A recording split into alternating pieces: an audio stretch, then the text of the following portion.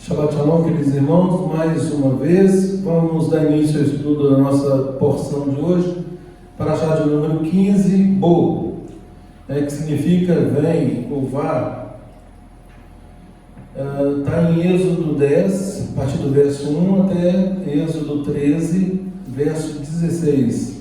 Haftará em Jeremias 46, 3 a 28 e 1 Coríntios 20 a 34. O que eu quero dizer para os irmãos aqui, a importância do estudo da Santa Palavra de Deus.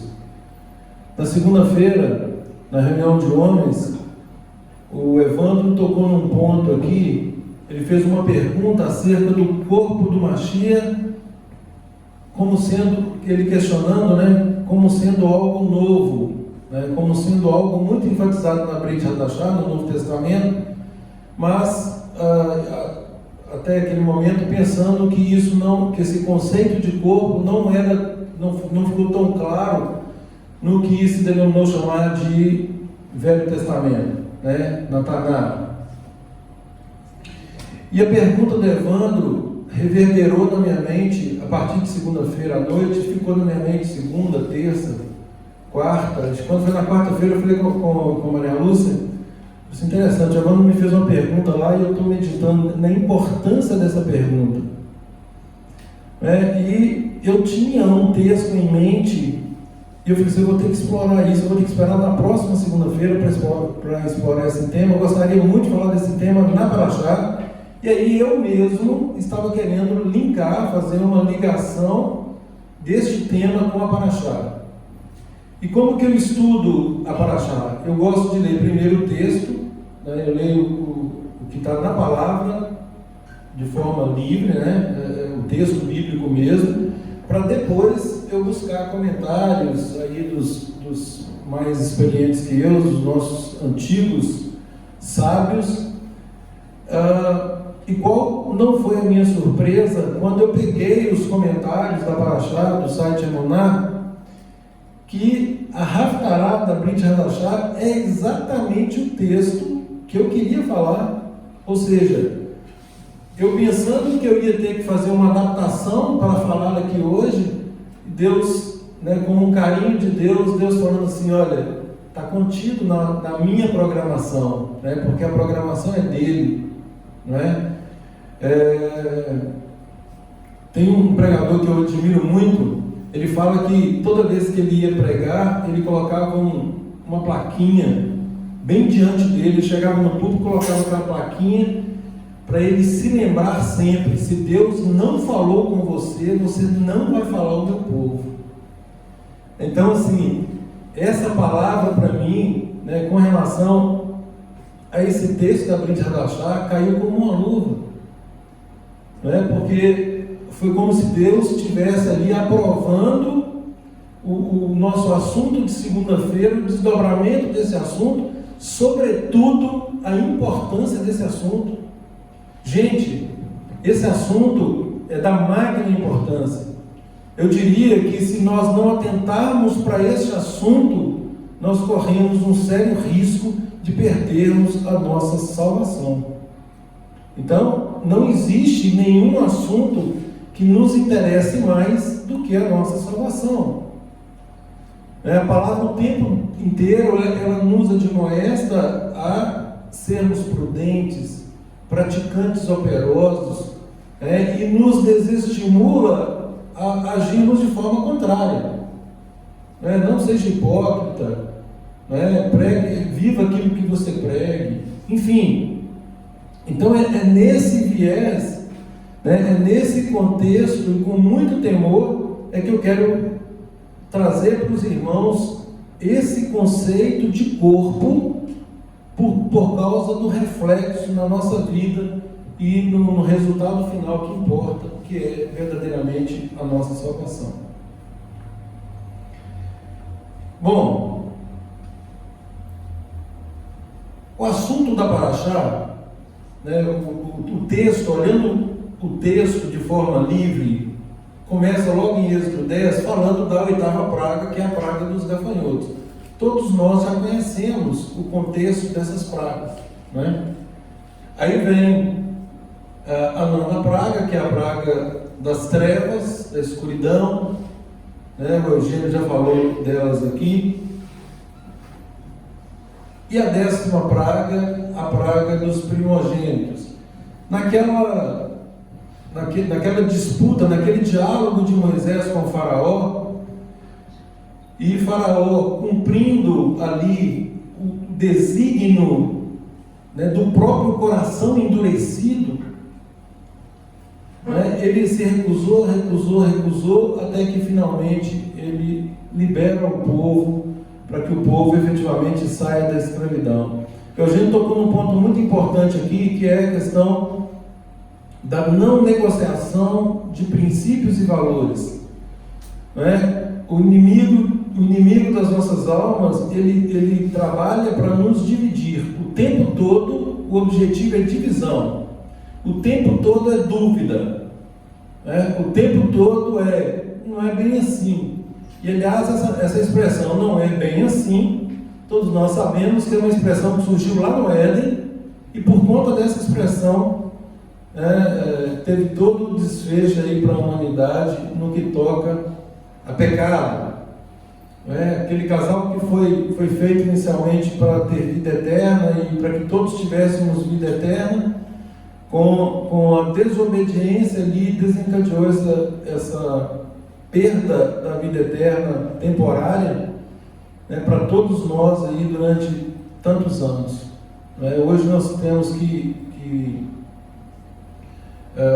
compreender os malefícios do pecado, que o pecado resultou, a importância do sacrifício de Yeshua, e é exatamente esse é o foco de hoje, do sacrifício de Yeshua para que nos resgatasse daquele pecado original e nos trouxesse de novo a possibilidade de acessarmos a vida eterna que Deus preparou para todos nós. Então, a partir do capítulo 12, vem aqui a instituição da Páscoa. Eu não vou me ater a detalhes do texto. Tá? Nós vamos direto para 1 Coríntios, capítulo 11. 1 Coríntios. Depois, gente, eu vou, igual o Eugênio já pontuou aqui, a paraxá é muito extensa. Evandro usou o termo densa, né? Ela é muito extensa, riquíssima, muitos assuntos. Eu me preparei para todos eles. Quem quiser, volto a dizer, quem quiser, depois da nossa refeição, quem quiser, nós podemos, até mesmo lá na nossa sala de refeições, prosseguir com os estudos. Tá? Quem quiser ficar, enfim, quiser discutir aqui, nós estamos prontos aqui para fazê-lo. Tá? Mas hoje eu vou, no que toca ao tema da paraxá, eu vou focar na importância do corpo do Mashiach, né, nessa paraxá e para a nossa vida. Tá bom? Então vamos lá, 1 Coríntios. Todos nós já sabemos a instituição da Páscoa, né, que a Páscoa representa o sacrifício do Mashiach. E Deus estava fazendo aquilo como uma simbologia, como sombras do que seria o sacrifício do próprio Filho dele. Então, 1 Coríntios, capítulo 11, 1 Coríntios 11, versos 20, a partir do verso 20, eu vou ler até o 34. Todos acharam? Quando, pois, vos reunis no mesmo lugar, não é a ceia do Senhor que comeis, porque ao comerdes cada um, toma antecipadamente a sua própria ceia, e há quem tenha fome, ao passo que há também quem se embriague. Então, nesse primeiro versículo aqui, nós temos o quê? Aqueles que se antecipam aos demais, né? Aqueles que não esperam uns pelos outros, não é? E isso, aliás, é um princípio até de educação. Numa reunião do povo de Deus, não pode ser assim, tudo é feito com decência e ordem. Não é? E Paulo já começa pontuando essa ordem. Então, aí fala que come antecipadamente, inclusive tem casos de embriaguez, né? Ou seja, o problema não está na bebida em si, o problema está em quem usa a bebida. Nós a usamos, não podemos deixar que ela nos use. Então, tudo tem que ser feito com moderação. E, aliás, em princípio, até para a comida. Até a comida nós devemos comer de forma moderada, porque a glutonaria também é pecado. E também aqui está evidente a questão da embriaguez, que é condenável. Tem vários textos que condenam a embriaguez. O beber em si não é pecado. Tomar uma taça de vinho, sobretudo aí nas nossas comemorações de festas, Shabat, por exemplo. Então nós usamos o vinho no Erev, usamos o vinho na Havdalah, usamos o vinho em todas as festas. Mas um cálice de forma moderada, sem problema. O que não pode é embriagar-se, igual estava acontecendo aqui. Não tendes porventura casas onde comer e beber, ou menosprezais a congregação de Deus e envergonhais os que nada têm? Que vos direi? Louvar-vos-ei? Nisto certamente não vos louvo. É a partir do 23, na verdade, que importa aqui para o nosso estudo de hoje.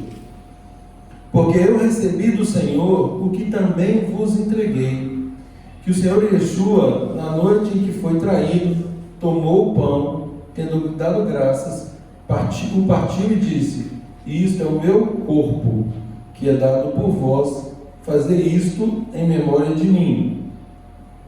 Por semelhante modo, depois de haver ceado, tomou também o cálice, dizendo: este cálice é a nova aliança no meu sangue. Fazer isso todas as vezes que o beberdes em memória de mim. Porque todas as vezes que comerdes este pão e beberdes o cálice, anunciais a morte do Senhor até que ele venha. Por isso, aquele que comer o pão ou beber o cálice do Senhor indignamente será réu do corpo e do sangue do Senhor. Examine-se, pois, o homem a si mesmo, e assim coma do pão e beba do cálice. Pois quem come e bebe sem discernir o corpo, come e bebe juízo para si. Eis a razão porque há entre vós muitos fracos e doentes, e não poucos que dormem. Porque se nos julgássemos a nós mesmos, não seríamos julgados. Mas quando julgados, somos disciplinados pelo Senhor, para não sermos condenados com o mundo. Assim, pois, irmãos meus, quando vos reuni para comer, esperai uns pelos outros. Se alguém tem fome, come em casa, a fim de não vos reunir para juízo. Quantas demais coisas eu as ordenarei quando for ter convosco.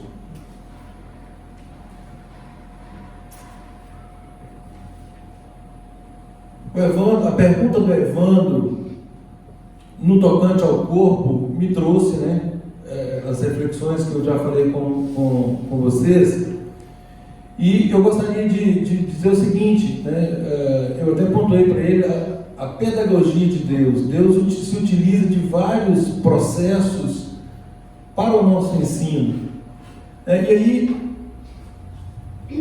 o questionamento foi, esse conceito, efetivamente, ele é novo, ele nasceu aqui na Brit Hadashah. Por que Paulo dá tanta importância nas cartas no tocante ao corpo, a edificação do corpo do Mashiach? E aí começaram a vir os textos, alguns textos, que comprovam o cuidado de Deus com relação a esse corpo lá atrás. Por exemplo, o primeiro exemplo que me veio à mente foi o dos espias. O que aconteceu com os espias? De uma turma que tinha de 12 que foram espiar a terra, 2 vieram com comentários positivos e 10 negativos. Deus puniu apenas os 10 que desanimaram o povo ou puniu todo o povo? Todo o povo. Ou seja, todo o corpo. Deus estava ali preparando um corpo. O corpo do Mashiach, o corpo daquele que seria o cabeça deste mesmo corpo. Então ele preparava o corpo para receber um cabeça, que é o tão esperado Mashiach. Interessante que os nossos irmãos ortodoxos, eles falam muito bem no que toca à esperança do Mashiach, do Messias. Não é? Embora não creiam que Yeshua seja esse Messias, mas eles falam do que se espera do Mashiach, do Messias, né? E a função do que eles esperam é exatamente esta que nós experimentamos. O fato de eles não crerem, isso se deve a N fatores. E o primeiro e mais grave deles, sem dúvida nenhuma, é a questão da idolatria. É querer mostrar um Messias que assume o lugar do Pai. Um Messias que é titulado, porque assim o fizeram com ele próprio nunca disse isso, mas o colocaram como o próprio Deus, como Todo-Poderoso. E criaram uma trindade aí que é extremamente ofensivo a todos nós, não apenas a eles, a todos nós que sabemos que Adonai é raro, que Adonai é um, que Adonai é o Todo-Poderoso, que Ele é o Pai, é o ápice, e que Ele enviou o Filho dele com um propósito. Ele enviou o Filho dele com um propósito. Então, para nós, não tem nada mais claro da unicidade verdadeira do nosso Deus. E também é muito claro o papel de Yeshua no plano do Pai. Em momento algum houve usurpação do papel do Pai pelo Mashiach. Em nenhum momento, pelo contrário. Dependência e obediência total durante toda a vida dele aqui na terra, até o último momento ele dependeu do Pai.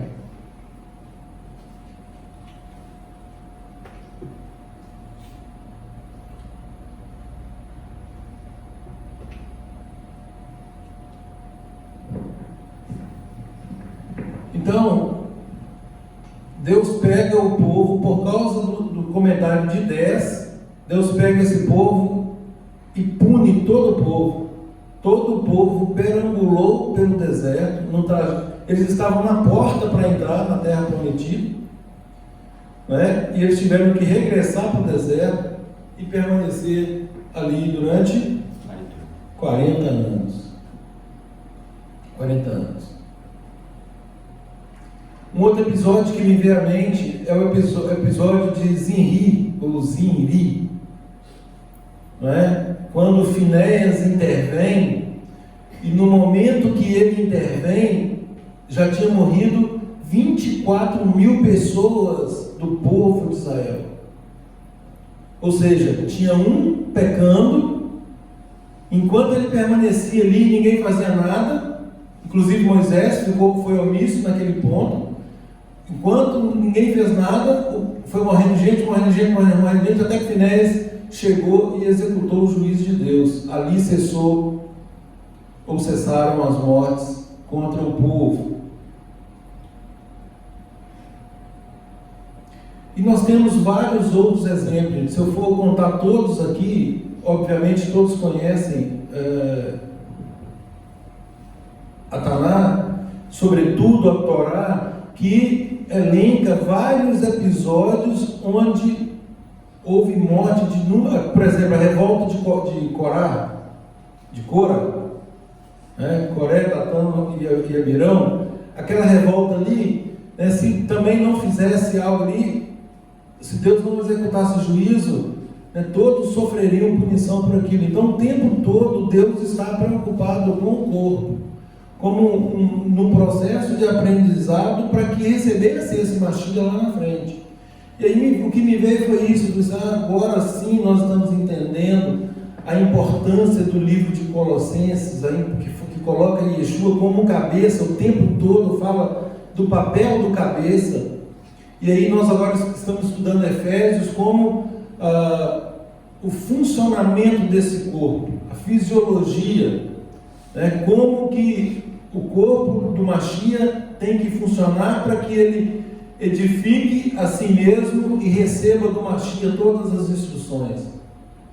Como corpo, um corpo bem ajustado, bem consolidado, conforme o versículo diz, bem ajustado, consolidado, mediante juntas e ligamentos, ou seja, bem sólido, bem firme, relacionamentos bem firmes, bem nutrido, para que consiga receber do Mashiach, que é o cabeça desse corpo, toda a instrução sobre a própria ótica dele.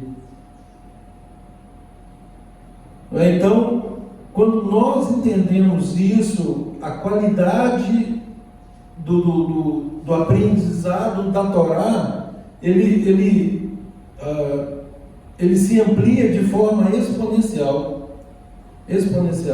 Quando nós compreendemos o propósito de Deus, a beleza do propósito de Deus, materializada agora por meio do Mashiach,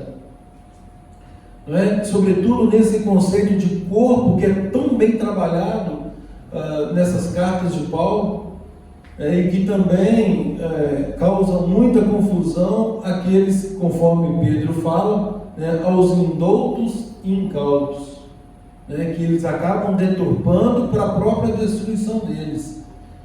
Por quê? Porque Paulo, segundo Pedro, tem coisas, ele fala de coisas muito difíceis, assuntos complexos, assuntos que requerem um conhecimento mais acurado e que muitas vezes é distorcido por muitos e que acabam distorcendo para a própria destruição. É o que está acontecendo hoje no mundo evangélico como um todo, porque o mundo evangélico ele apregou um extremo, enquanto os nossos irmãos ortodoxos apregou o outro extremo. Um com a lei pura, os ortodoxos com a lei pura, e o mundo evangélico sem a lei, apenas com o que se denominou de graça. E como se graça fosse um conceito novo. A graça começou lá no Éden. É o que Deus fez com Adão e Eva ali, ao permitirem que eles saíssem do jardim e vivessem, porque o salário do pecado, conforme ele próprio disse, é a morte. Então, se não fosse a graça dele, eles teriam sido eliminados ali mesmo. Então, sempre foi graça, sempre foi graça, nunca deixou de ser graça. Então, não há que se falar que a graça veio com o Messias, não, sempre, nunca deixou de ser graça. Então, nós temos aí um outro extremo, porque se pregou que nós não precisamos mais da lei, e lei aqui, no sentido amplo, que nós conhecemos como instrução ou instruções, os 5 primeiros livros, e por óbvio, tudo que está descrito nos profetas, salmos, provérbios, no que se denomina Taná, que compreende a Torá, os profetas, salmos, provérbios. Então, o cuidado que nós devemos ter ao analisar essas duas situações, tomar cuidado com o extremismo sem o Mashiach e o extremismo só com o Mashiach. E aí nós estamos aqui agora num movimento para a glória de Deus equilibrado, equilibrado no sentido de reconhecermos a importância da santa instrução de Deus, conforme Paulo diz lá em Romanos 7, a tua lei é santa, justa e boa, e ao mesmo tempo muito atentos à formação do corpo do Mashiach, que é efetivamente o que vai nos aprovar lá na frente. Não é? E Deus estabelece isso de forma muito clara. Deus coloca o quê? Deus, o cabeça de Yeshua. Yeshua, o cabeça do homem. O homem, o cabeça da mulher. Simples assim. E nessa hierarquia, gente, é uma hierarquia de ordem. Isso não é uma hierarquia de menosprezo, uma hierarquia de pouca importância. Não, nada disso. Cada um de nós desempenha um papel e cada um de nós tem que estar feliz e ao mesmo tempo apto para desenvolver esse papel. E aí no corpo isso fica muito claro, né? O Evan está falando aí de uma unha, né? A gente citou aqui o que está no texto da Parashá. Nenhuma unha nossa ficará para trás, porque a unha integra o nosso corpo. Tem importância? Claro que tem. Eu não consigo fazer muita coisa sem a minha unha. Quando eu machuco aqui uma pontinha da unha, eu fiz, gente, né, assim, como incomoda, como que isso aqui está me comprometendo todo. E aí eu entendo claramente, olha a beleza do ensino de Deus no que toca ao corpo, né? E aí, gente, a remissão é qual? A remissão é com relação à Páscoa, né? Nós sabemos, como eu já disse, que a Páscoa prefigurava o Mashiach, né? Aquele sacrifício que foi feito aqui em Êxodo 12, no tocante a todo o ritual do Cordeiro, né, de como celebrar a Páscoa, todos aqueles detalhes, era uma figura do Mashiach. Uma figura do Mashiach. E aí agora nós recebemos instruções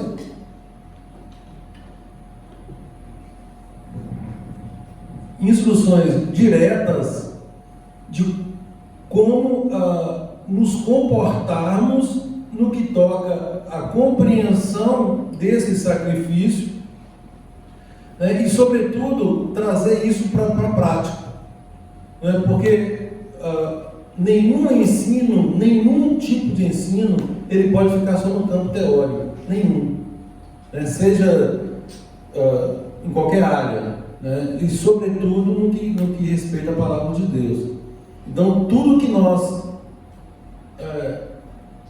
muitas vezes nós trazemos alguns temas aqui, até filosofamos acerca deles, mas o filosofar por si só é nada, se nós não conseguirmos extrair os princípios práticos para a nossa vida.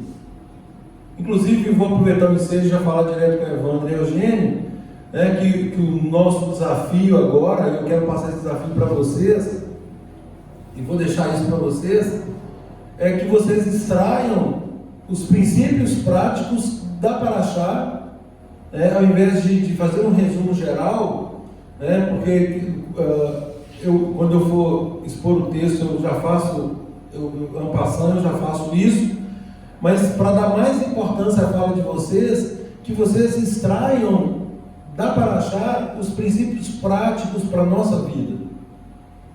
Entendeu? Então, o Parashá de hoje, o Parashá Bo, queridos, da Parashá Bo, nós podemos praticar isso. Muito interessante, olha o que Deus faz aqui. Tentar extrair qualquer dificuldade que vocês tenham, né, me falem e eu vou trabalhar junto com vocês para que esses princípios venham, para que isso fique muito claro, para que nós possamos crescer nesse conhecimento, porque para não ficar muito no campo teórico. E nem repetir, sim. Até o repetir, Paulo fala que é segurança, né? O repetir. Mas é claro que se nós estamos aqui no mesmo dia, o máximo de ensinamento que nós pudermos expor e deixar para os irmãos, tanto melhor. E o que fica efetivamente, Eugênio, e demais irmãos, o que fica são os exemplos de aplicação prática. Porque quantas e quantas vezes eu li a Bíblia, né, li a palavra e falava assim, mas o que isso tem a ver com a minha vida? Como que isso se encaixa para mim? Não é? E aí, fazendo isso, né, extraindo, aí você já vai apresentar exatamente como aplicar isso na vida de todos nós. Está seguindo aí, Barão? Não. Parou para ir atrás que me incomodou, mas aqui está normal.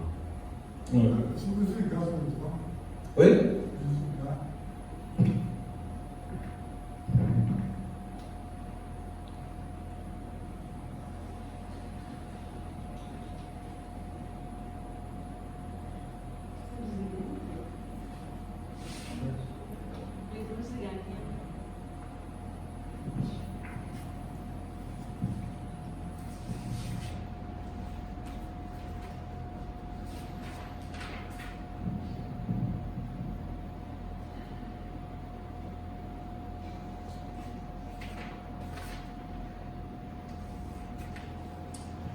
Deixa eu pegar aqui alguma aplicação prática só para demonstrar para vocês. Por exemplo, sobre essa aplicação prática, no capítulo 10, verso 23, fala assim: não viu um ou outro, e ninguém se levantou do seu lugar por 3 dias, mas todos os filhos de Israel tinham luz em suas habitações. Êxodo 10, capítulo 23. Bom, lendo o texto, você sabe extrair alguma coisa prática desse texto? Vou ler de novo. Vou ler o 22, mas com ênfase no 23. 22. E Moisés estendeu sua mão para o céu, e houve trevas espessas em toda a terra do Egito por 3 dias. Não viu um ao outro, e ninguém se levantou do seu lugar por 3 dias. Mas todos os filhos de Israel tinham luz em suas habitações.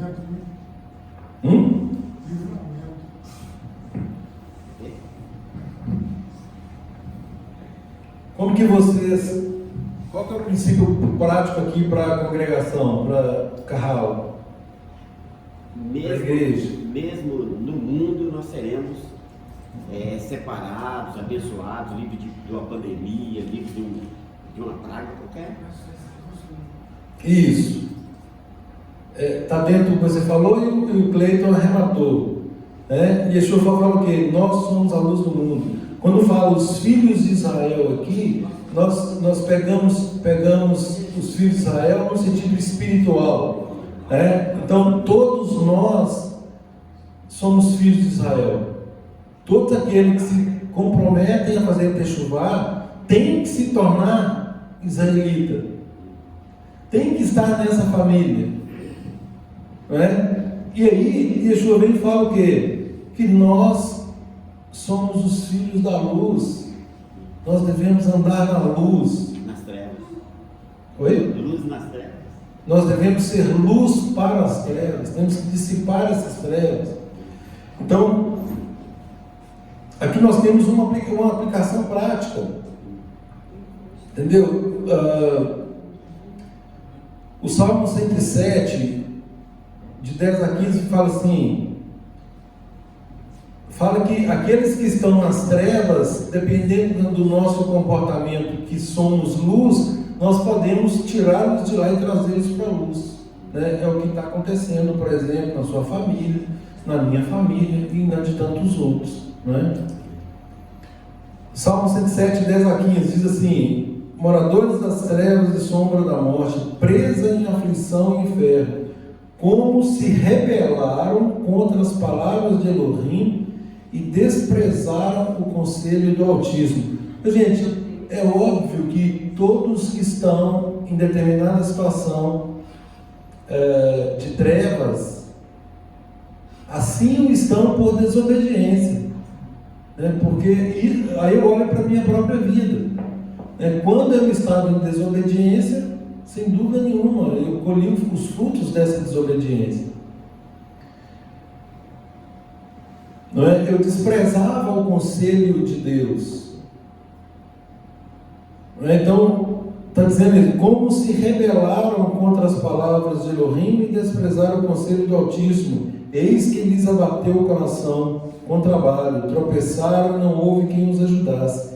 Então clamaram a Adonai na sua angústia e ele os livrou das suas necessidades. Tirou-os das trevas e da sombra da morte, quebrou as suas prisões. Louvem Adonai por sua bondade e pelas suas maravilhas para com os filhos dos homens. Ou seja, havendo arrependimento, havendo o desejo de servir e obedecer a Adonai, ele se encarrega de nos capacitar para sairmos das trevas. Atos 26, 18 diz: para lhes abrires os olhos e os converteres das trevas para a luz, e da potestade de Satanás, do poder de Satanás, para Elohim, a fim de que recebam eles remissão de pecados, perdão de pecados. Quem está escravizado não precisa de ser perdoado, ainda está no processo. Não é? E para isso, gente, vou fazer aqui uma observação que o Hermes até me perguntou outro dia, e é bom que eu já respondo para vários, porque é uma dúvida que interessa a todos, sobre a questão da tevilá, do batismo. Né? Todos que foram batizados, seja crendo numa unicidade, ainda que invertida, deixa eu corrigir, todos que foram batizados sem que tivessem cumprindo o Torá, têm que ser batizados. Ou seja, esse batismo, ele não tem efeito. Por que ele não tem efeito? Porque o batismo, ele é para nos purificar, é uma mikve, para nos purificar dos nossos pecados. E quem não cumpre Torá está em constante pecado. O que acontecia conosco até bem pouco tempo. Por exemplo, eu comecei meu processo de chuvá em 2007 e comecei por um mandamento, a guarda do Shabat, que descortinou todo o resto. E aí, gradativamente, eu fui cumprindo. Então, eu, por exemplo, eu sou totalmente favorável a um batismo, a um novo batismo para todos que não estavam cumprindo o Torá, porque o objetivo do batismo é ser lavado, purificado dos pecados. E aí nós passamos a compreender o texto quando diz que há um só batismo, e esse um só batismo é exatamente para, nesse contexto da instrução de Deus com Yeshua. Até os nossos irmãos ortodoxos hoje, quando eles entenderem que Yeshua é o Mashiach, eles terão que ser batizados. Porque é para remissão de pecados. Hoje não se faz sacrifício, não se admite, é óbvio, por causa do sacrifício de Yeshua. Como que é a purificação do pecado deles? Entendeu? Então, obrigatoriamente tem que passar pela tevilá. Então, aqueles dois extremos os quais eu me referi.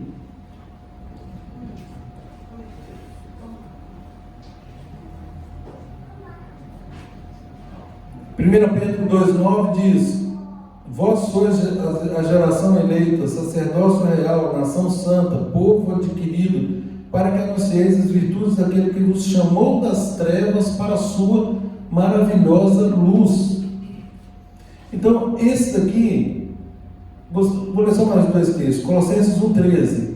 Ele nos tirou da potestade das trevas e nos transportou para o reino do seu Filho amado. Olha o que Deus fez conosco. Olha o que Deus fez com o povo do Egito. Tirou o povo do Egito daquelas trevas e trouxe para uma vida de obediência a Ele, uma vida de luz. Libertação. 1 Tessalonicenses 5,5. Porquanto vós todos sois filhos da luz e filhos do dia, nós não somos da noite nem das trevas. Então, aplicação prática para isso, gente, no nosso dia a dia. É um princípio que nós estamos batendo nele aqui. Todo Shabat eu cito o princípio de andar na luz. Andarmos na luz é termos uma vida transparente, uma vida que qualquer um pode olhar e nos admoestar, nos conduzir. O que está certo, o que está errado, se tiver algo errado. Nós temos essa obrigação, agora voltando para o conceito de corpo, enquanto corpo. Por quê? Porque senão vai acontecer o que Paulo está falando aqui em 1 Coríntios, o que nunca é explicado e compreendido por ocasião do que se denominou chamar de Santa Ceia. Nós sabemos que essa Santa Ceia aqui nada mais é do que uma comemoração de Pêssar. A Santa Ceia, ela acontece anual numa celebração de Pêssar, de Páscoa.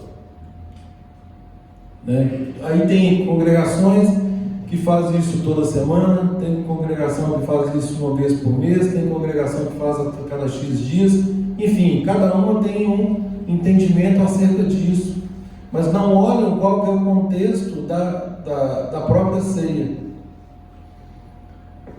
E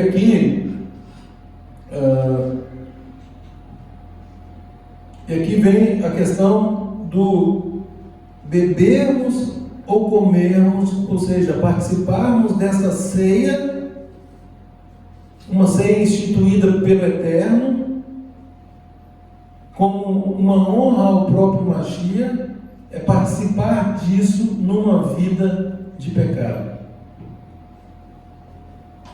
Numa vida de pecado. E muitos acham que isso tem a ver com ele só. Muitos acham que isso tem a ver com ele. Não é só, esse não é o problema. Por quê? Porque um membro afeta todo o corpo. Todo o corpo. Ele macula, ele deixa doente todo o corpo, ele pode gangrenar, ele pode virar um câncer e exterminar todo o corpo. É por isso que nas demais cartas nós temos formas de tratar esse corpo. Se um irmão erra, se ele está errado, vá até ele e converse com ele. Se ele permanecer no erro, leve mais uma testemunha. Se permaneceu de novo, leve 2 testemunhas. Se permaneceu de novo, traz para a congregação. Se permanecer de novo, convida. Aí ele tem que ser excluído. Paulo dá todas as diretrizes até a amputação desse corpo. E muitas vezes pode acontecer, por óbvio, quando ele é seccionado, e Yeshua fala sobre isso, que tem que permanecer na videira, se não for, ele é cortado e lançado fora. Pode acontecer de alguém nesse momento de ser cortado, tem uma parábola dessa, uma parábola nesse contexto, que no momento que ia ser cortado, ele vira e fala assim: Senhor, me dá mais um prazo aqui, deixa eu trabalhar com ele, eu vou cuidar dele aqui, dessa videira, vou regar, dá mais um ano aqui, se não produzir frutos aí, Senhor, faça o que o Senhor tiver que fazer. O que nós não podemos é permitir pecado no nosso meio sem tratamento. E é óbvio, gente, que eu estou falando de coisa que é sabida, de coisa grosseira. E tem tantos outros que passam pelo âmbito até interno, que só a pessoa sabe.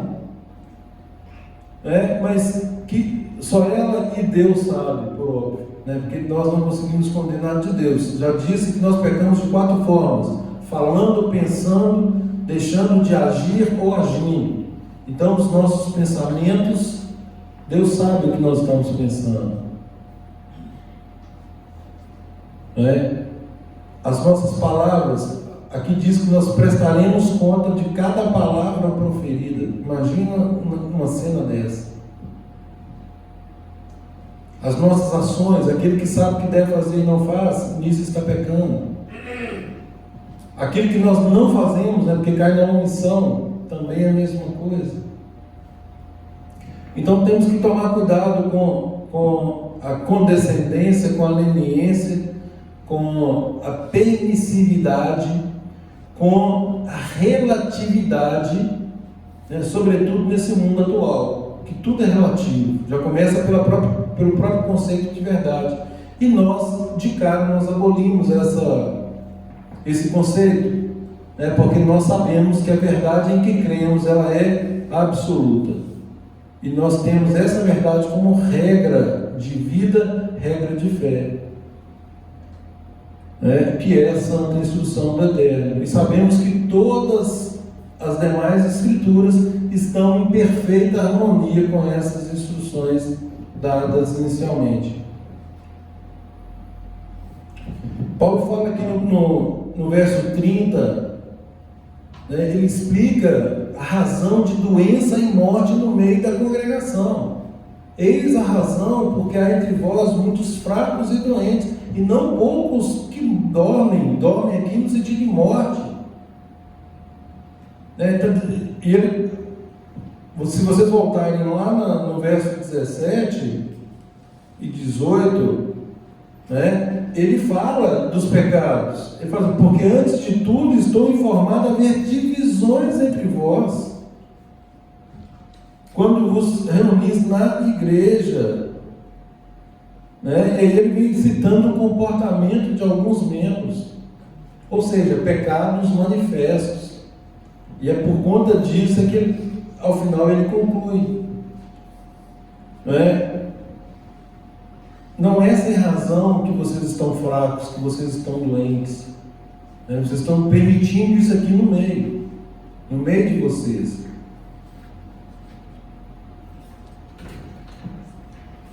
Então é um cuidado que nós devemos ter, né? Porque o corpo é do Mashiach, é do Cordeiro de Deus.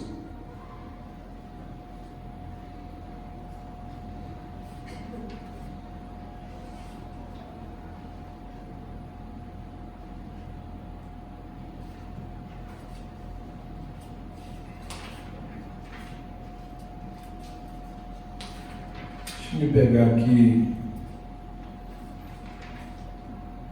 como disse o Evandro, tem muito assunto, tem muita coisa circulada aqui.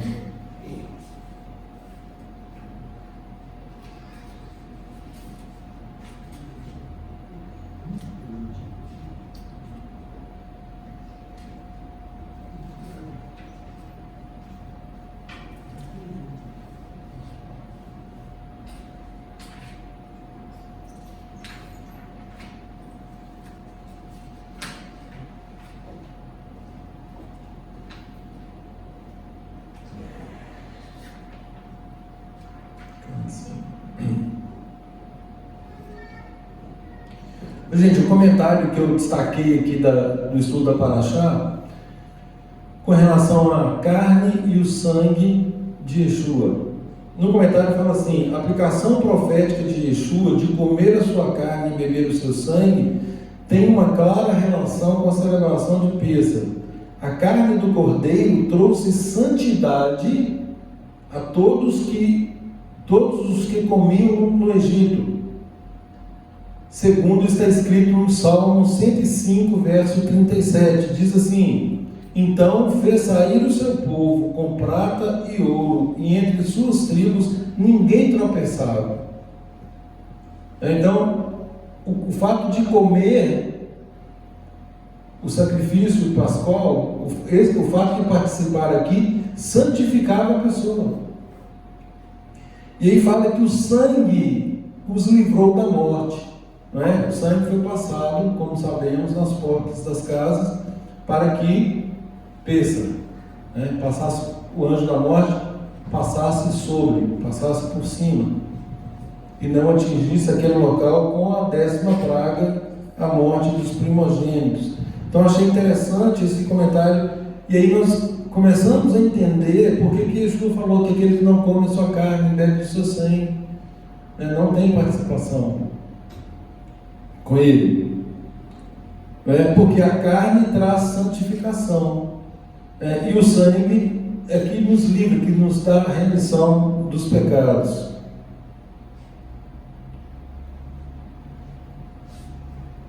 Lá em 1 Coríntios 2,16 fala assim: pois quem conheceu a mente de Adonai que o possa instruir, nós, porém, temos a mente do Messias.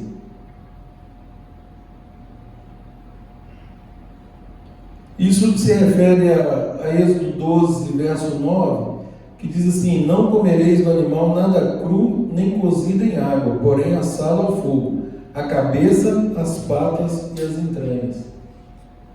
E aqui, com relação à cabeça, há um midrash, uma interpretação, que fala que a cabeça do cordeiro é para aludir, fazendo uma referência direta à mente do Mashiach. E aí justifica com esse versículo que eu acabei de ler: pois quem conheceu a mente de Adonai, que eu posso vir, nós, porém, temos a mente do Mashiach.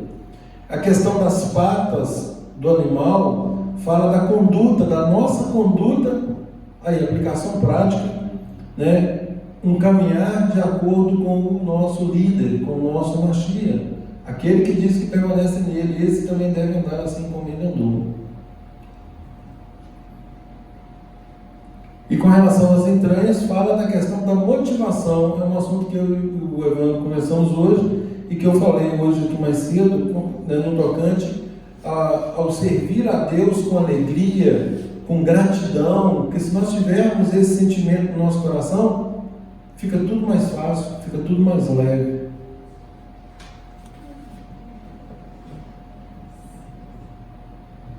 O comentário aqui diz o seguinte: o sangue do cordeiro livra da morte.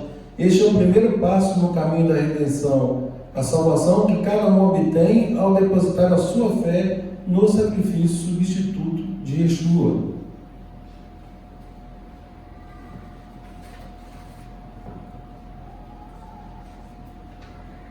Lucas 2,41 fala: ora, anualmente,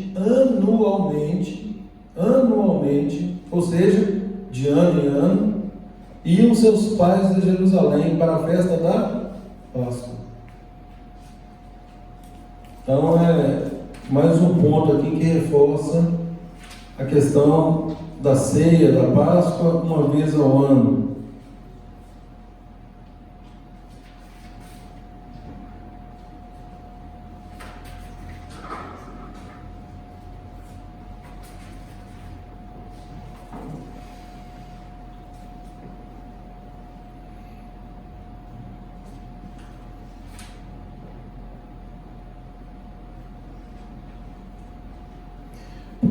Por isso, gente, que com relação à própria celebração da Páscoa, nós temos uma obrigação, ela está contida no Shema, de instruir os nossos filhos, ensinar aos nossos filhos o significado espiritual de todas as festas de Adonai, todas. E começando pela Páscoa, como sendo a prefiguração do Mashiach, todos devem ser instruídos a compreenderem isso, para que quando tiverem a maturidade de fazerem techuvá, fazer uma techuvá consciente, não aquela coisa, eu aceito, estou salvo, exatamente, eu aceito, eu reconheço, e estou salvo. Nós sabemos que é um processo, e quanto mais longe estivermos do caminho da obediência a Deus, mais tempo vai gastar para que possamos refazer esses passos.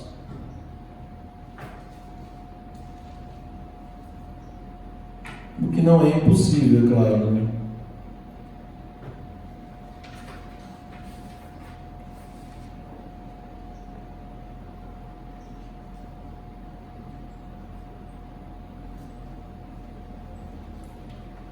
Tem um assunto muito interessante aqui, mas eu não vou entrar no negócio porque ele é muito extenso.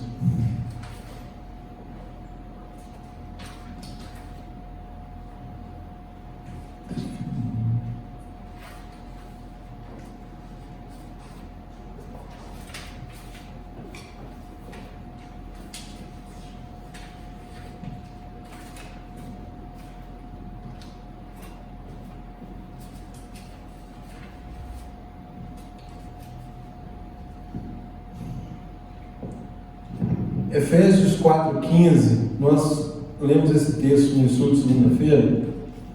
seguindo a verdade em amor, cresçamos em tudo naquele que é a cabeça, Yeshua, de quem todo o corpo, bem ajustado e consolidado pelo auxílio de toda junta, segundo a justa cooperação de cada parte, efetua o seu próprio aumento para a edificação de si mesmo em amor. Efésios 4, 15 e 16. Então, é esse corpo bem ajustado, consolidado pelo auxílio de toda junta e ligamento, é que Deus pretendia desde que ele saiu com esse povo do Egito. Ele foi trabalhando com esse povo num processo de santificação, de obediência, não é? Ao ponto de punir todos eles por causa do pecado de alguns, para mostrar para eles exatamente como receber instruções depois do cabeça do Mashiach e como edificar esse corpo de uma forma que eles seriam aprovados, né? E que hoje nós fazemos parte deste corpo. Colossenses 2,19: não retendo a cabeça, do qual todo o corpo, suprido e bem vinculado por suas juntas e ligamentos, cresce o crescimento que procede de Adonai. Então Deus é quem nos dá esse crescimento, né? Por meio da sua palavra, é óbvio, não é? E a questão de reter a cabeça, é aquilo que eu falei, a cabeça nós só vamos conseguir obter dela esse suprimento se nós estivermos unidos e bem vinculados, porque senão não tem como reter essa cabeça, né?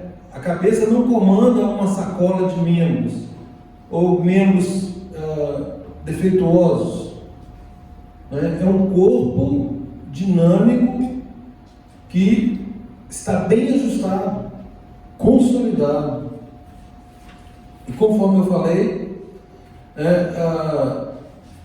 essas juntas e ligamentos são frutos de relacionamentos estáveis, fortes, resistentes dentro do corpo. É por isso que é muito interessante, gente, esse trabalho, por exemplo, que ele começou, de certo modo ele é bem incipiente, bem novo, né? Nós trabalharmos entre nós esses conceitos e aplicarmos esses conceitos, porque nós temos a obrigação, conforme eu falei, nós somos devedores de formar novas vidas, de formar outros membros para que eles consigam também participar do corpo de uma forma justa. Porque a palavra não diz participar de qualquer modo, a palavra diz participar de forma justa, segundo a justa cooperação. Não é cooperar de qualquer jeito, é cooperar de forma justa. Não é? Às vezes tem um potencial, mas a pessoa só dá 1/10 daquele potencial. Isso não é justo. E também, se ela pode dar 10, ela não tem como dar 20. Também não é justo. Não é a quem e nem além. É segundo a justa cooperação de cada parte. Cristo falou que essa é a verdadeira família, né? Exatamente. Então, assim como a gente ama os familiares, como tem prazer de ficar com eles, na verdade, assim deve ser aqui também. Exatamente. E lá em, não sei se é Tito ou Timóteo, fala da importância do cuidado da família da fé, não é? Isso tem relevo sobre até mesmo outros parentes, não é? Então, assim, é o que Yeshua disse: Yeshua, estão aí fora sua mãe e seus irmãos. Não, minha mãe e os meus irmãos são aqueles que fazem a vontade do meu Pai. Quer dizer, um vínculo por sangue, ele fica em segundo plano. O vínculo espiritual é infinitamente mais forte.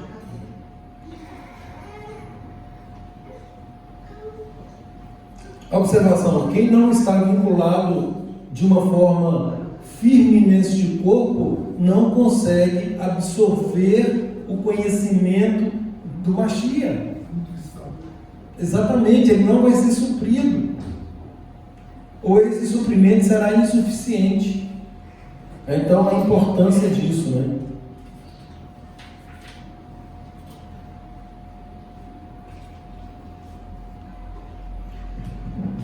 Caminhando para a conclusão final. O que é importante, gente, nós entendermos? Quando o reino de Deus ele é estabelecido na nossa vida, há uma verdadeira revolução. Vamos pegar o exemplo da Cíntia aí, que é o exemplo mais recente, não é? E que Adonai a abençoe para que ela consiga ser aprovada neste processo dessa revolução, de passar por essa revolução, permitindo que todas as áreas da vida dela sejam ordenadas, conforme o Eugênio falou aqui agora há pouco. Não é uma coisa, não, mas isso, não tem mais, acabou, não existe essa expressão mais.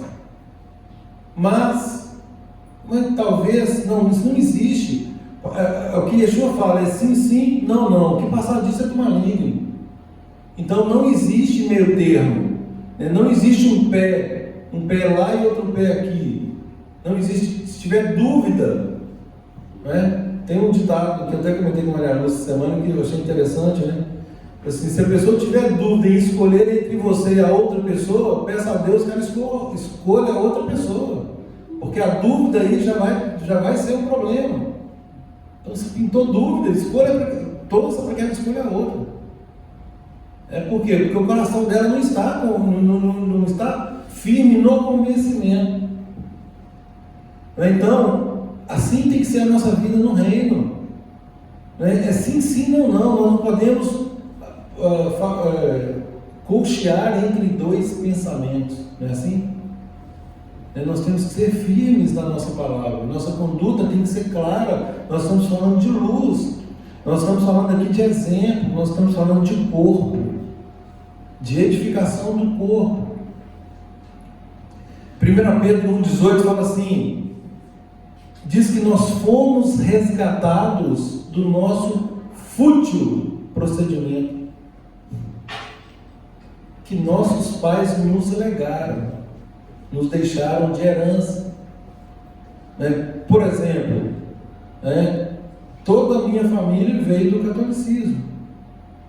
Não estou falando do catolicismo em si, estou falando do poder político religioso que está por trás da religião catolicismo. Que o catolicismo nada mais é do que a universalidade do ensino que deveria abarcar o enxerto em Israel e que foi decotado, foi seccionado, foi separado, extirpado, ao ponto de se criar um conceito antissemita, ou seja, não quero saber desse povo. Então é aí que mora o perigo. Então nós somos resgatados do nosso fútil procedimento que os nossos pais nos legaram, todos nós. Não é? E eu falo isso com todo respeito, porque meu pai era um homem piedoso, um dos mais piedosos que eu conheci. Um homem que amava a Deus, na pouca luz que ele tinha, ele obedecia ipsilíteres. E isso está conforme a Evandro diz, isso está na economia de Deus, a gente não entra nisso. Noutra tradução fala que nós somos resgatados da nossa vã maneira de viver. Vivíamos de forma vã. Romanos 12:2. Essa transformação, essa revolução, ela começa na nossa mente. Não vos conformeis com este século, mas transformai-vos pela renovação da vossa mente. Eu gosto muito do versículo de Filipenses 4:8 que diz: finalmente, irmãos, tudo que é respeitável, tudo que é puro, tudo que é justo, tudo que é amável, tudo que é de boa fama, se alguma virtude há e se algum louvor existe, seja isso que ocupe o vosso pensamento. É a nova criatura, nascer de novo, Exatamente, eu tenho coisas do reino, eu tenho bons valores, eu tenho bons princípios, eu tenho a palavra pura que me molda a cada passo que eu dou. Nasceu de novo muito melhor que era antes. Exatamente. E a palavra diz que nós agora andamos em novidade de vida. Olha para você ver que delícia. É uma vida nova, isso é novidade, mais novidade, mas só vamos andar em novidade. E as bênçãos não traz. E as bênçãos grudando, vem grudando.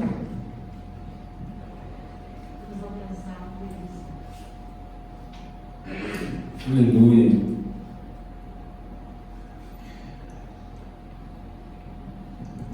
Outro texto diz que, no sentido de que, quanto ao trato passado, vos despojeis do velho homem, que se corrompe segundo as concupiscências do engano, e vos renoveis no espírito do vosso entendimento, vos revistais do novo homem, criado segundo Deus, em justiça e retidão, procedentes da verdade. Por isso, deixando a mentira, fale cada um a verdade com seu próximo, porque somos membros uns dos outros. Não se põe o sol sobre a vossa ira, nem deis lugar ao diabo. São princípios muito claros para uma vida de vitória no que toca a respeito a mandamentos. Ou seja, já elimina toda a hipocrisia, né, em termos de falar mentira e outros tipos de comportamento. E Paulo dá vários exemplos. Ele diz: aquele que furtava não furte mais, antes trabalhe, fazendo com as próprias mãos o que é bom, para que tenha com que acudir ao necessitado. Não saia da vossa boca nenhuma palavra torpe. Olha aí, cuidado com o nosso vocabulário muda, tem que mudar. E sim, não saia da vossa boca nenhuma palavra torpe. E sim, unicamente a que for boa para edificação, conforme a necessidade, e assim transmita graça aos que ouvem. E aliás, lá em Isaías 58, 13, 14, deixa isso muito claro com relação ao Shabat. Se deleitar. Como é que é o versículo? Fugiu aqui a memória. Se chamares ao sábado santo e deleitoso dia do Senhor, não fazendo a própria vontade, nem falando palavras vãs. Não, como que começa esse texto?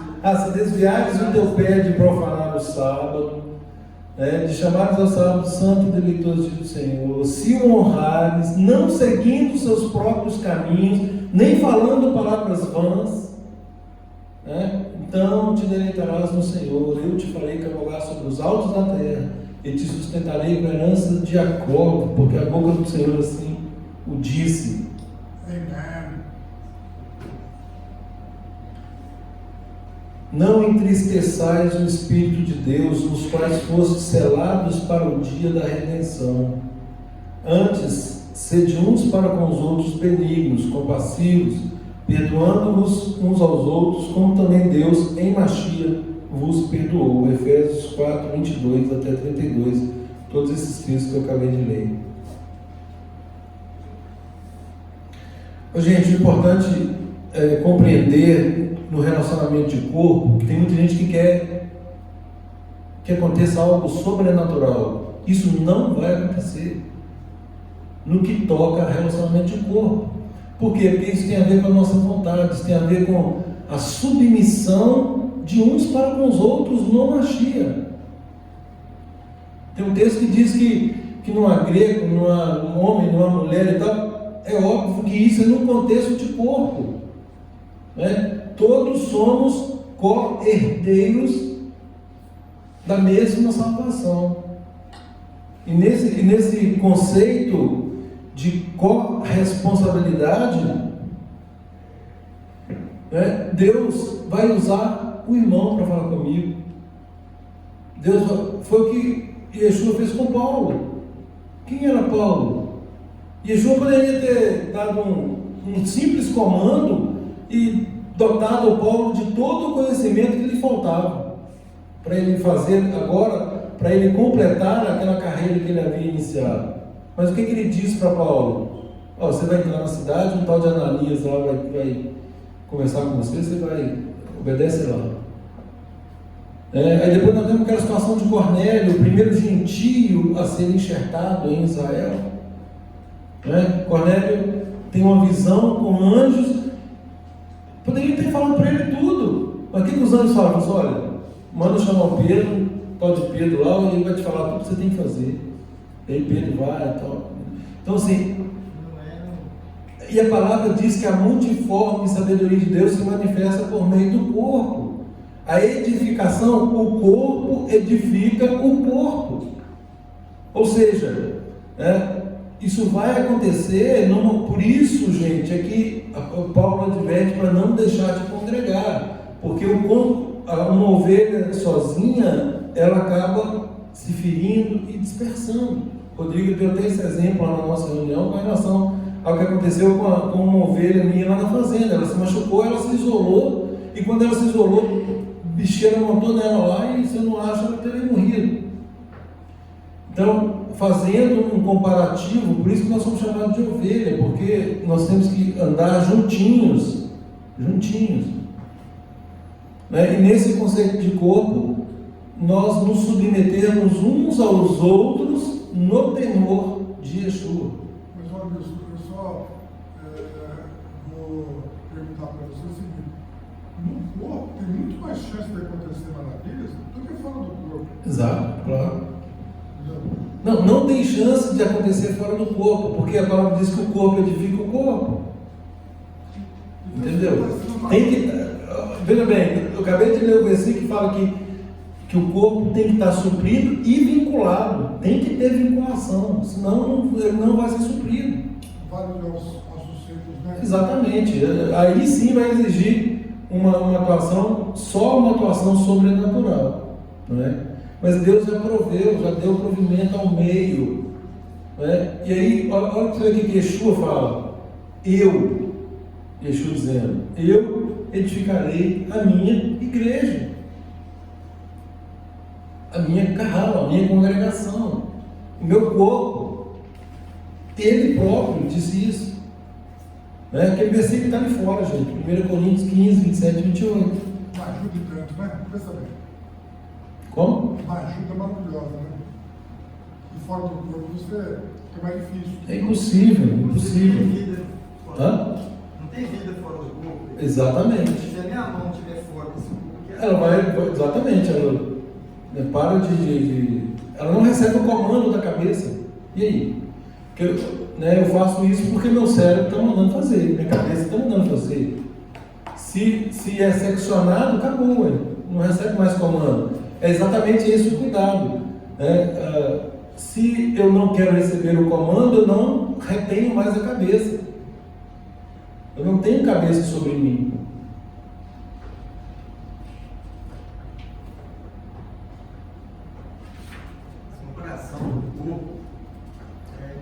Não, ela é tremenda, ela é fundamental. E aí, quando nós vemos Deus tratando com toda a congregação por causa de alguns, aí cai a ficha, como diz o Evandro, entendeu? Cai a ficha. Deus aí estava trabalhando esse conceito de corpo lá atrás, porque é exatamente isso que a gente vê em vários episódios. É Deus trabalhando a unidade de Israel por causa do propósito santo, sagrado que ele tinha para Israel. Para que fosse luz para as nações. Quando ele diz lá que em Abraão seriam benditas, enxertadas todas as famílias da terra, é exatamente a família que se enxertar para uma novidade de vida, para viver de acordo agora com os padrões estabelecidos pela terra, e não segundo a própria vontade.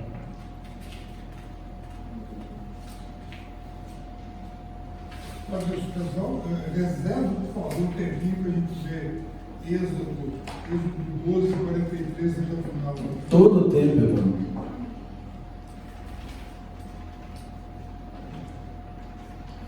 Gente, você está falando aqui agora ou depois?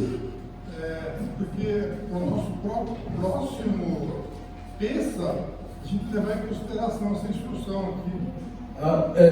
Esse tema, para você ter ideia, na hora que eu passei por ele, eu falei com o Hermes, o Hermes até percebeu, eu não vou entrar nesse tema agora porque ele é extenso, ele é complexo, mas nós podemos discutir lá fora, sem problema, tá? E eu concordo com você, ipsiliter, já estou com isso bem consolidado, acerca das instruções para a próxima comemoração de Pêssego, tá bom? Deus, 1 Coríntios 3, 17 fala assim: se alguma pessoa destruir o santuário de Deus, este o destruirá, pois o santuário de Deus que sois vós é sagrado. Exatamente. Todo é sagrado. Sem dúvida. Gente, o que nós precisamos ter consciência e perceber o amor de Deus por nós? Aquilo que eu até comentava também com o Evandro. Quando nós temos que fazer algo, se nós temos um modelo, fica fácil fazer, não é assim? Porque quando a gente recebe um comando, você não tem nem ideia do que seja, você elaborar aquilo, você vai gastar muito tempo. Mas Deus nos deu um modelo. O modelo é Yeshua, ele tem essa função. Ele é o nosso modelo. Então, é só nós olharmos para a vida dele, como que ele agradava ao Pai, e seguir toda a direção. A direção que ele nos dá é por meio da instrução de Deus, nada sai fora. Mas agora nessa perspectiva do Mashiach, na perspectiva dele. Ele próprio diz isso, né? João 13,15, porque eu vos dei o exemplo, para que como eu fiz, façais vós também. João 13,15. E ele diz mais, ele diz, vinde e vede. Ou seja, não é só palavras. Venha ver como que é, faça parte da minha vida.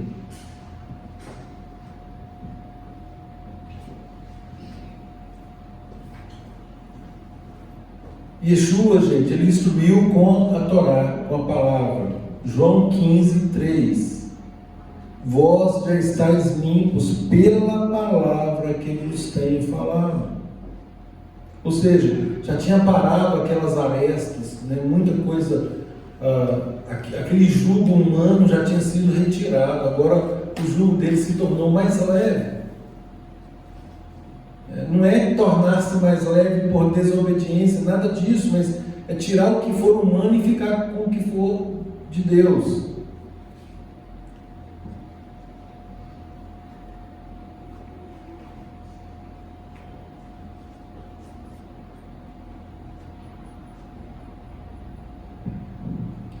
Disse Yeshua, né? Eu sou a videira verdadeira e o meu pai é o agricultor. Todo ramo que estando em mim, presta atenção, todo ramo que estando em mim, ou seja, está nele. Mas se está nele, tem que o quê? Tem que produzir fruto. Olha o que ele está dizendo. Eu sou a videira verdadeira e meu pai é o agricultor. Todo ramo que estando em mim não der fruto, ele o corta. Quem corta? Deus. Então, a pessoa está em Yeshua, que é a videira verdadeira. Bom, ele está em Yeshua, ele tem que produzir frutos. Se ele não der fruto, o pai vem e corta. Todo ramo que estando em mim não der fruto, ele o corta. E todo que dá fruto, limpa para que produza mais fruto ainda. Poda, limpa, admoesta, dá uma varadinha ali, e assopra. Vamos seguir.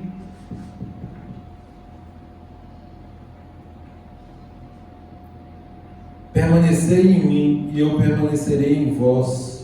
Como não pode o ramo produzir fruto de si mesmo, se não permanecer na videira, assim nem vós o podeis dar, se não permanecerdes em mim. Gente, esse é o cordeiro lá do Egito. Esse é o cordeiro pascal. A encarnação da Torá. É a Torá na sua mais esplêndida expressão.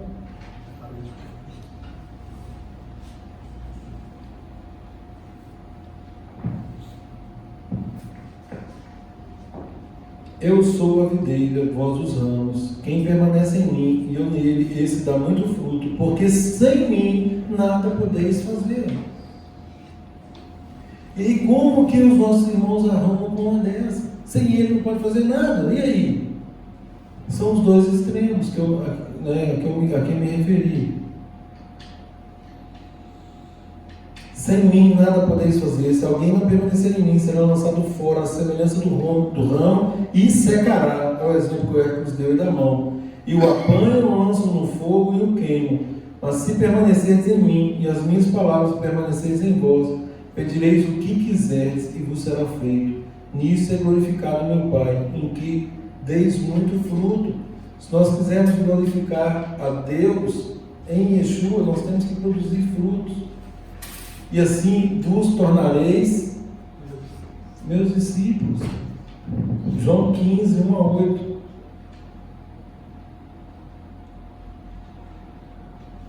Ele não busca aquilo que ele deu. Presta atenção. Ele não busca aquilo que ele deu. Ele busca o lucro, ou seja, o fruto do discípulo. O discípulo, que é verdadeiramente discípulo, frutifica e produz a 100, a 60 e a 30 por um. Mateus 13, 23. E para ser discípulo, para estar aqui, para estar inserido, para estar recebendo essa seiva, para estar suprido, bem vinculado, ajustado, tem que ouvir a palavra de Deus e compreendê-la e, sobretudo, praticá-la. Só aí nós conseguiremos produzir a 100, a 60 e a 30 por um. Amém, queridos? Que o Senhor, que o Eterno nos abençoe. Vamos para a bênção final e, com relação ao estudo, nós prosseguimos depois da nossa refeição. Shabbat Shalom. Cleiton.